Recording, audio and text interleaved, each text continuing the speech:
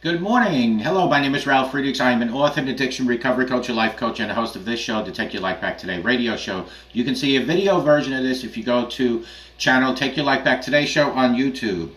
I want to talk about 5 things to let go, for being sober in the new year, to stay sober.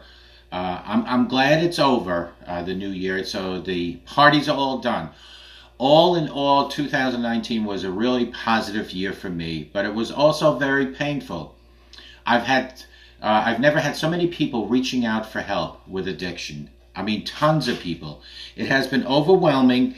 2019 was a real coming out party for addiction epidemic throughout the United States and the world, actually. This is now a nationwide problem that can't be ignored any longer. I think everyone is so shocked by the reality of the situation, and we are still working out ways to cope with it. My friends, this is a new year. It's a fresh start. We all have time to see our families and enjoy the holidays, but now it's time to get back to work. Now it's time to kill it. In order to do that, we'll have to get rid of some nasty habits. Some of us have already done this, and some still need to do this. But let's start with number 1. Stop being the victim. There was a lot of pain in your past, I'm sure. I witnessed families get ripped apart and lives lost. It is so difficult to watch someone go through this, and even more difficult to go through it yourself. Things to let go. But we must avoid the victim mentality at all costs. Everyone has problems, my friends. I do too. You are not specifically cursed. You're not a victim. I've seen a lot of victim mentality over the last year. I am on a mission to rid us of that type of thinking. It won't help you at all. Ultimately, that kind of thinking will hurt you more than it will help you. To avoid being a victim, write a gratitude list every single night before you go to bed. Keep in mind how much you have to be grateful for, and your life will completely change. You watch, and always include God. Number 2 is beating yourself up. Do you know what I mean by that? Everyone makes mistakes, my friends. Some mistakes are dumber than others. But just because you relapsed or made a big mistake doesn't mean that you are a bad person. It certainly doesn't mean you deserve to be punished. The way people talk to themselves after they relapse is just a very sad thing, and I hear it all the time. I'm a loser. Friends, people say, I'm a failure. No one will ever trust me again, people might say. Why am I so stupid, they ask. Please don't do this. Recovery isn't easy. I know lots and lots of people who struggled for years until they were able to find recovery and keep it off for a long time. I have a family member, that family member has passed now, who went to treatment over and over and over again. Yet this particular person could never find sobriety and never was able to live their dreams. But I always told him, you're not a loser, you're not stupid. You may have done some dumb things, but I believe that you are a good person, and I believe that I can help you, but I never had the chance. Number 3 is comparing yourself to others, which is one of the worst mistakes we can do, because life is a journey. Everyone has a different journey and different paths in life. It's time that we stop looking at what other people have and comparing it to what we have. I think this can be best started in one of my favorite quotes of all times. Listen to this quote. Do not waste your time on jealousy. Sometimes you're ahead, sometimes you're behind. The race is long, and in the end, it is only with yourself. Zig Ziglar is the one that wrote that quote. Life is not always fair, my friends.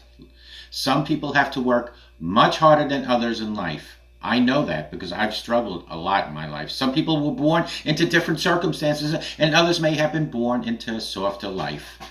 But none of that matters as much as you think it does. What is important is that what's going on inside of you and how you feel about yourself. If you are in fit spiritual condition, then you have everything you need in life. You can't compare your journey to someone else's. This will only spawn jealousy and resentment and will take away from your happiness, which you don't want.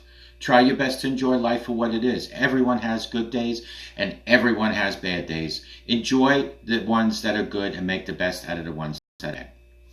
Number 4, trying to be perfect. There is no such thing as perfect. Can we just agree on that, please? If you are always striving to be for perfection, you will always come up short. I guarantee you that. There is no need to put that kind of expectation on yourself. It's unrealistic and it's not conducive to contentment.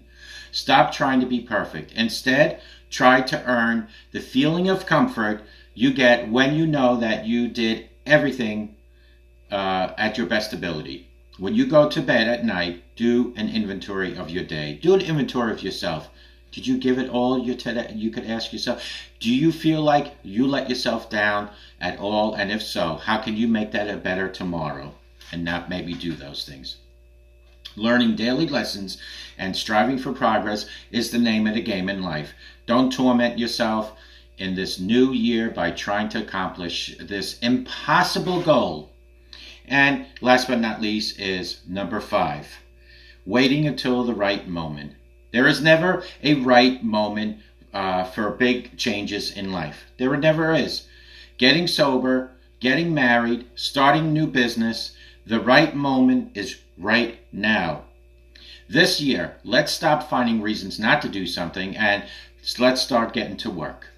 That isn't to say that you shouldn't have a plan, but when getting sober, there is always a level of urgency. Don't wait.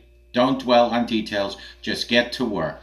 Let's make this year our year. I feel really good about 2019, the way it turned out. And I'm always optimistic and have a great outlook for our show about the recovery movement and about the progress that we've made. But what about you? What about your life? Is it going to be the year where you can take control? Is 2020 your year? 10 years from now, are you going to look back with your friends and say, 2019 was a great year. That's when everything changed for me. And if so, will that be in the year 2030? You say that. I plan on making this year to remember. I hope you do as well.